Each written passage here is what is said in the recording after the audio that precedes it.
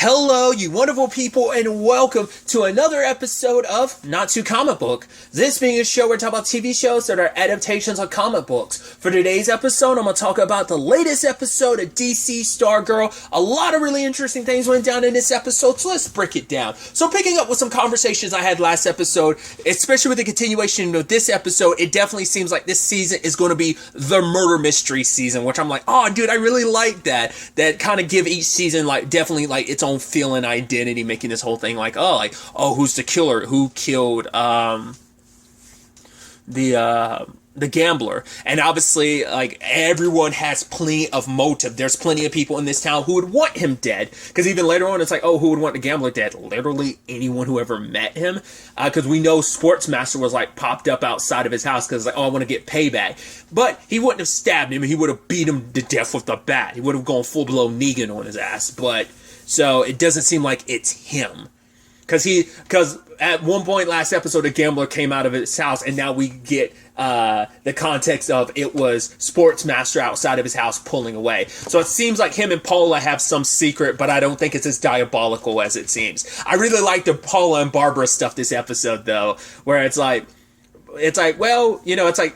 Paula's trying to fit in, and it's has Courtney said anything about Artemis? And she must have really impressed the JSA. It's like, Courtney hasn't said anything. Well, she will. Trust me, Barbara. And it's so, once again, Paula made a point, Tigress made a point last episode about how, we have our complicated history, so does Artemis and Courtney, but it's all going to work out. We're all trying to make this work. And so, that whole thing, I love it so much of her, being like, yeah, I joined all this stuff. I've enjoyed the Rotary Club, but they want me to bake a German chocolate cake or something. And it's like, why would I need to bake it when I could just make it? It's like, well, it means more when you bake it. Why? Well, because it shows you care. She's like, so it makes people think I care.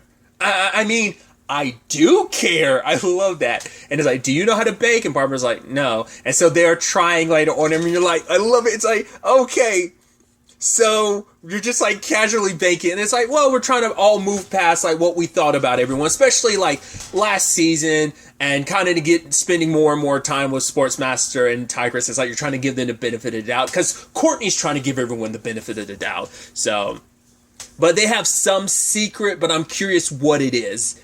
I'm assuming, and this is still going back to it, I think the secret is the Gambler's old crew that attacked, that Artemis beat up. I do believe her parents were behind it. I think that's going to be their secret. Because I said that last episode. I assumed that was a setup by them. Because Paula made such a point to Barbara. Oh, no. You'll see. And it just happens to be the Gambler's old crew. Once again, we know I think maybe Sportsmaster's picture was there. But definitely Tigress's picture was there. So it's not just the Gambler who's associated with them. Tigress is too, so she probably called in an old favorite, asked them to do this, and then set them up for failure. She's probably paying them on the side. I think that's what their deep, dark, dirty secret is, of oh yeah, they're eventually going to find out. And it's at the same time, you're like, oh man, it's kind of, why did you do that? But at the same time, it's well, it was for your daughter's sake. You're trying, you do what any parent would do.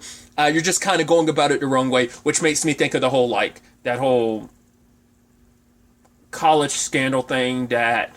Was it Felicity Huffman and, God, I'm blanking on her name, Aunt Becky from Full House. That whole thing is you kind of skirt the line just for your child, so it's there's an element of, that's sweet. It still doesn't make it any less crappy that you do it, so I think it's kind of that vein of things. But I think the Pat and Barbara will kind of let that slide to some extent, but I feel like that has to be their deep, dark secret. You also have the whole situation with Cindy, which obviously she's at the top of everyone's list, more specifically Yolanda, which, once again, Yolanda has all the reason to want to have having all the smoke towards Cindy. It's Cindy being the reason why so much terrible stuff happened, not only just to the Yolanda, but just in general, her just being the bad guy she was for the past 2 seasons. So it's it's hard to kind of let that go, especially in Yolanda's case, considering everything. So Cindy's kind of at the forefront of I don't like you. So, but Beth and Courtney are willing to give her the benefit of the doubt, but they're still kind of outnumbered because Rick is like, it probably had to be her. Yolanda's like, it might be her. Pat's still probably in the middle. Sylvester's like, well, it's probably like every villain that's in town, including Cindy, all have plenty enough motive to want the gambler dead. So, but we do see Cindy later on, and she's like, at one point, she's like, her like rotating her arm, and then like she's drinking something when she's looking at the picture of the ISA. I think, and you know, jumping to the end, we see that Cindy has a laptop because they're like, right, whoever killed the gambler, for one, stabbed him, but also broke every bone in his body, but also like the trailer was smashed up. So whoever it was had to be someone super strong. Like Cindy's strong, but not that strong. Whoever it was very Solomon Grundy strong, but Rick went to check on Solomon Grundy. He's still in a grave. Not unless he's secretly being resurrected by and puppeted by someone. The other possibility is whoever killed the gambler can either like is, well, I was about to say they kind of dealt with a shapeshifter to some extent last season with Eclipso, but what if it's not necessarily, maybe it's a shapeshifter in powers. It's someone that is very like rogue-esque where they can like, maybe either they can mimic abilities or at the very least they can absorb abilities or something like that. So whoever it was maybe took Solomon Grundy's strength. Because once again, you heard someone kind of sounding like monstrous. So I don't know. When the gambler got attacked last episode. So because like every bone in his body was broken and he died from like blunt force trauma was like the cause. Well, I think that's what they're kind of, well, I think because like, but Beth said like every bone in his body was broken, so he was stabbed in the heart, and obviously that leads them to believe like, okay, it was Cindy. But my point before I went on that whole tangent is, I think Cindy's body is breaking down. I think that's why she needs the gambler's laptop, because she's probably trying to find, she probably doesn't know where her father's research is, and with her father gone, there's no one else that can help her. That's why I think she was drinking that, whatever she was concocting in the old ISA hideout. I think it's because she's trying to fix her body. I think her father's experiments are like having a ramification and they're breaking her body down, and she's not turning to the JSA because she can't really tell them like, okay, I took the laptop for this reason. But it's also like she's trying to reach out to them like, oh, it's also like they don't really trust her and she doesn't really like them, but she kind of has no one, and she doesn't, I think it's just Cindy doesn't want to ever ask for help and doesn't want to admit that she needs help. So I think a culmination of that, but at the very least, that's where my mind is. I think Cindy, her body's like breaking down and she has no one to fix it. So I think she's secretly doing that, and that's why she has a gambler's laptop, hoping to get any information about her dad's. Maybe the gambler has information on her dad's experiments or has access to some his research or something like that. Maybe it's something else, but it definitely, yeah, it's meant to be Cindy, but it's like, no, it's definitely not her, and it's definitely not Sportsmaster or Tigress. The person I'm leaning more towards, I mean, I guess like a big suspect now would be Cameron, but I don't know. I'm leaning more towards, I think it might be Sylvester. Like, I think something inside of Sylvester since coming back might be broken. I mean, it might tie into the whole thing of like, right, I did say whoever the killer is because Jakeem and Mike are trying to do the whole thing, which Jakeem is like, we're not detectives, we should stay out of this, but it's like, we are now. Is that bathroom door doesn't say boys, that says men. And I love Jakeem went to go check. He's like, you could check it after we leave. And so I was like, right, tried out the wish, and then the wish didn't work the way they wanted it to, because it was like, once again, you always have to be careful with what you wish for, because you have to be super, super specific. And in this particular case, it didn't give them the information they wanted. The only information it gave is like, oh, the killer is someone with many names. So I'm assuming it's someone who's kind of like, we're talking Joker, specifically like Persona. Like, you know how your main protagonist of the Persona games has like different masks, has different personas, because they're the ones that can always do multiple personas. That's why I'm kind of thinking this person. It's like an amalgamate. So like, what if they disguised themselves as Sylvester? Maybe like that's what this is about. Maybe not. I don't know. So like that, just on the off chance you're like, okay, so if that wasn't really Sylvester, then how could he use his powers? It's like, well, if this person can mimic powers, maybe there's something like that. Another example would be like, maybe it's kind of similar like the bolt gun killer from Haven, if you've ever seen Haven, which I highly recommend. If you've never seen Haven, you should check out Haven. Either way. So that's where my mind is on it. Because like Sylvester just hasn't felt right since even the first episode. But part of me wonders, is that going to be in conjunction with the fact is that for Pat, maybe Pat only looks back on the good sides of Sylvester and not really like his more negative traits and aspects. And now that he's back, you can finally, like, maybe Pat's finally getting to see a bigger picture of like, oh, I was so starstruck with being his sidekick that I kind of like pushed aside a lot of his more negative qualities, and now I'm more apparent and more aware of them. Because I love when they went to go see the Shade, and he just sat in the middle. I'm like, and then I love Pat just sitting down the edge, being like, "Can you just give me a little?" And he slides over, and then when the conversation was going, he's like, "Pat, yeah, Sylvester, move, okay, yeah, sure." It's like, oh, come on, don't be such a dick. And then later on, jumping down Pat's throat, he's like, "You're the sidekick. I'm the one that takes the lead. The fact of the matter is, you're willing to cut the Shade so much slack because he killed the JSA. He helped kill them." And it's like, yeah, but Pat's also in that complicated space of, but you weren't here when he helped us so much. Well, you were here partially last season when he was helping us, but he also did help us out a lot too. It's like he did save Dr. Midnighter, but also at the same time, it's like, well, did you actually intentionally save him, or did you? I mean, you might have locked. He might have been in the Shadowlands, but you also kind of left him to. You killed the rest of the JSA, so that doesn't make up for anything. Doesn't make you 100% a good guy. So. Which, speaking of the Shade, I love that he's like, Maria, Mr. Earl Grey himself could not have made a better cup of tea. It's like, I mean, it might take you 44 attempts, but it's perfection. I love that, because she was coming over shaking, because I was like, oh, she's just nervous about making the tea, and it's just like, I'm like, yeah, Maria, she did it. I love that so much. But I also love the Sylvester and him confrontation, where it's like, oh, like, confronting him, he's like, did Pat ever tell you about your funeral? Everyone else at the JSA got like this beautiful memorial, but no one came to your funeral because no one wants you. No one liked you, Pat. I mean, no one liked you, Sylvester Pemberton, and no one wants you here. So give her the staff and go. I was like, ooh. And Sylvester attacks the Shade, but Courtney gets it back from him and it's like, stop. The staff listens to her because she's kind of the current and rightful master. Once again, my brain can't help but immediately think of some Kingdom Hearts, where things are, if you've never played Kingdom Hearts, the Sora and Riku circumstances of it all when it comes to the Keyblade. It just kind of makes me think of an interesting parallel, which I still feel like that could even be a route this kind of goes down. But it might not go down the bad route I think it is with the whole Sylvester thing. This episode kind of changed my mind a little bit about Sylvester. I'm still weary of him. He has a lot of anger, but to be fair, it's like, well, it's been 10 years for everyone else. Probably feels just like yesterday for him. So of course he's not going to forgive the Shade and the others so quickly. But it's also, we find out later on when he really breaks it down that it's not the Shade he's really, really mad at. It's like, yeah, the Shade played his own role, but it's like, right, I'm the one that convinced everyone to kill Bruce Gordon. And because of that, the JSA was never the same. So when it came time to fight the ISA, we came back together, sure, but we came back broken. I led them to their deaths. I'm the reason why the JSA is dead. I broke us and then I killed us.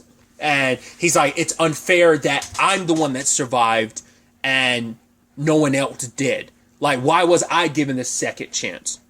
Is what kind of that's all, like, it's eternal, it's self-hatred, and especially because as we kind of learned about Sylvester, like, he doesn't really have anyone to, so like the closest thing he had to the family was the JSA, and it's like, yeah, in his mind, it's like, oh, I got my family killed. So I was kind of like the leader. It was my responsibility. So I think that's why even more so now he's pushing like that rank of like, I'm leader. It's like, well, I think there's that aspect of he's not used to being kind of sidelined, But for Pat, it's like, that's not how things work here. This is Blue Valley. Like, I know these people. Like, you scared those people in there. They were just trying to have a cheeseburger and you just kind of flew off the handle. So I think now that we understand that there's a little more point to that anger of him, because he just seemed a little off, but now it's like, okay, he's dealing with a lot of self-hatred. So once again, I'm still going to be looking at you with like an eye being like, I'm not quite sure. So I'm still going to be weary of him, but we'll have to wait and see.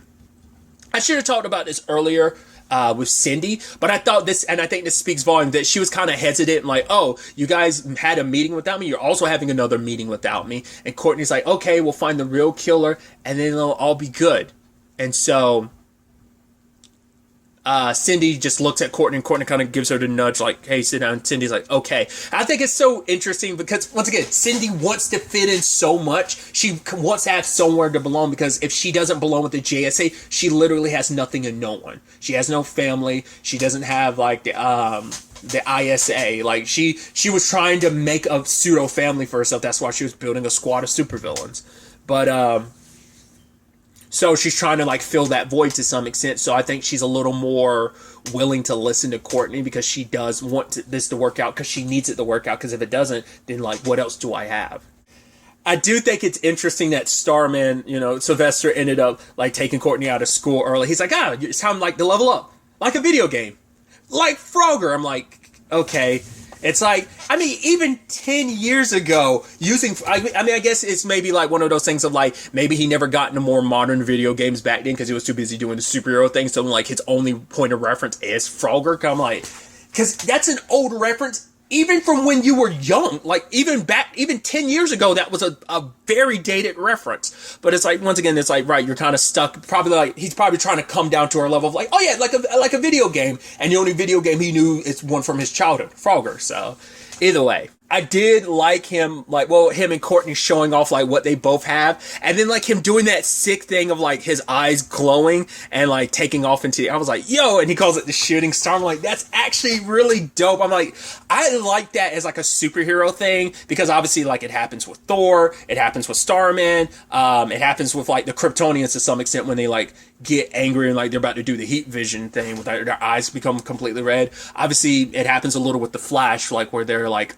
eyes, like it's speedsters in general, their eye, well, especially like when you get into like the Eobard and Zoom and Savitar, because like their eyes are completely like a certain color because of like their conjunction with their mask and their powers. But Barry kind of gets it every once in a while, that flicker of like yellow in his eyes from the lightning.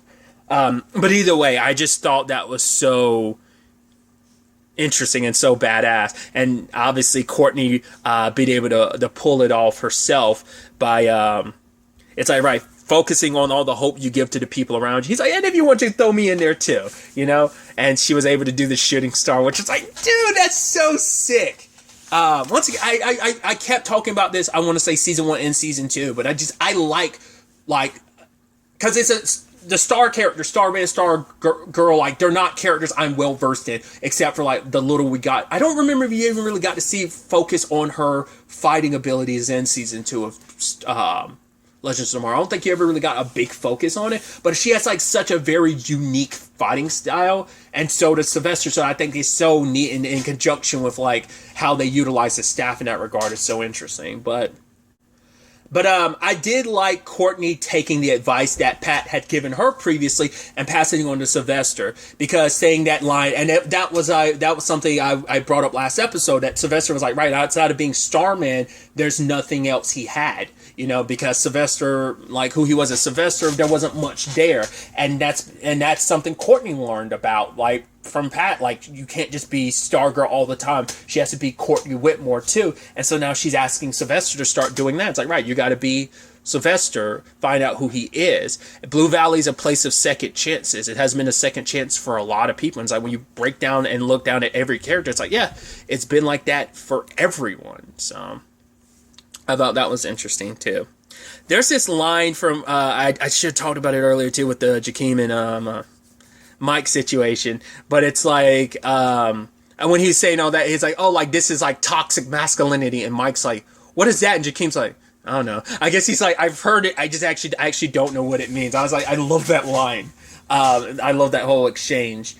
But obviously the shade is bailing for a little while, because it's like, cool, I'm like super hurt because like this town isn't big enough for both my ego and Sylvester, so I'm leaving for a bit. But he also apologizes about the Grundy situation, but he tells Rick, like, yeah, don't give up. And just taps his top hat, being like, oh yeah, you'll figure it out. I'm like, I'm curious what that's going to be. But once again, when he disappears, what happens? There are light elements of green mixed in. So it's like, yeah. He's like, yeah, I've got other stuff to worry about. So I'm sure we'll get him back. Probably won't be till like much later in the season, maybe. But so he's gone, but he's also been removed from the suspect list, because I love that he's like, oh, if I was going to, I would have snuffed out that light of that staff of yours. And like, I wouldn't be so like crude as like, oh, I'm I'm going to kill you. He's like, oh, you think I'm some like an elegant idiot? He's like, yeah, that's kind of something like Sylvester would go about. Like Sylvester kind of seems like the bust heads, like brawn over brain type sometimes, you know. So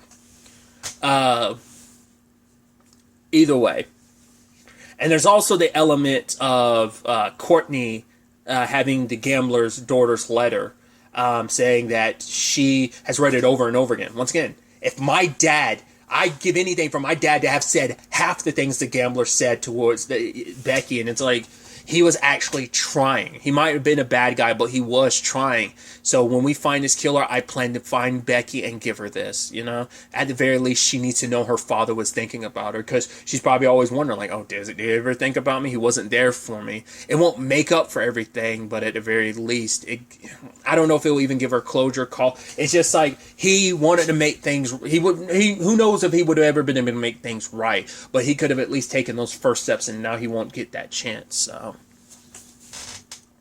Something else interesting we found out about is Rick's hourglass situation. The whole hour man thing I thought was kind of interesting. Because the last episode we saw that he had it fixed to some extent. It's like, all right, he was like at 30-some minutes. He says it's not even that. I was like, that's interesting, because now the time frame is sporadic. He's like, oh, it could be 47 minutes, and then 6 minutes, and then 17. I'm like, ooh, I like that. I like that as being a complication, because he even says, like, I can't, like, have my powers, like, flickering out in the middle of a fight. And I'm like, you know that's going to happen. But I love that being a thing of, because of his desperation, because of Eclipso, he destroyed it, and now he's trying to repair it, but, you know, there's complications with repairing it. He doesn't have his dad who he can rely on. All he has is his dad's journal about fixing it. So it'd be one thing to have his dad there to actually help him, but it's another when he's just following his dad's words to fixing it on his own. So, but I touched on it a little bit too. Finally, there's also the Cameron of it all. His circumstances are getting more and more agitated as he's kind of slipping more and more into his father's, like, I think, shoes, because his powers are like fully coming to the surface. I think that one thing that probably meant a lot to him, painting, it causes him more pain. Well, he can't like paint without it causing him pain now, and so like he probably won't even, like, who he was as Cameron is probably starting to fade away, and he's becoming either like, because I think I was reading, I glimpsed across something that was like, oh, which way is Cameron going to lean? I wondered, like, has that character, like, I guess they're saying, like, maybe there's two possibilities of which route he could go down, the hero route or the villain route. Like, it seems like it might lean more villain route, but I mean, who knows? Like, not everyone is, you know, just because of the circumstances you come from doesn't necessarily define who you are, you know? Like Henry, in comparison, in conjunction with his father, that they can all choose different routes. They don't have to be like their parents, or sometimes they can end up following the exact same path, but like Cindy kind of did, but then kind of pulled away and trying to find her own path. So we'll definitely have to keep an eye on the whole Cameron situation. That's definitely going to be interesting to see how VIDS plays out going forward. But I'm really, really interested to see where the next episode takes us going forward with all of this. But really, that's all I'm going to talk about. Till the next time we meet, be happy, be safe, live life to the fullest, and enjoy it. Good day, and goodbye.